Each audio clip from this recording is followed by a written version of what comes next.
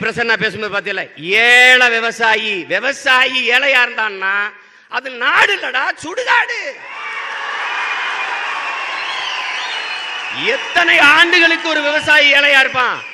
அரை நூற்றாண்டுகளாவா வர்றதெல்லாம் ஏழை விவசாயி, ஏழை விவசாயி, ஏழை எளிய பாட்டாளி மக்களே, அவன் காலங்காலமாய் ஏழையாத்தான் இருப்பான். விவசாய கடனை தள்ளுபடி செய்தோம். அவனை கடனாளி ஆக்கியது யார் ராஜா?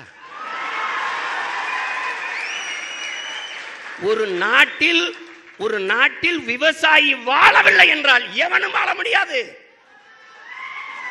அந்த நிலையில் இருந்தால் அது அரசு அல்ல, தரிசு. அதை நீ புரிஞ்சுக்கணும். மாணவர் கடனை தள்ளுபடி செய்தோம். என் அன்பிற்குரியவர்களே, கல்வி என்பது மானுட உரிமை. அதை கொடுக்க வேண்டியது அரசின் கடமை. அதை கொடுக்க மறுப்பது, கொடுக்காமல்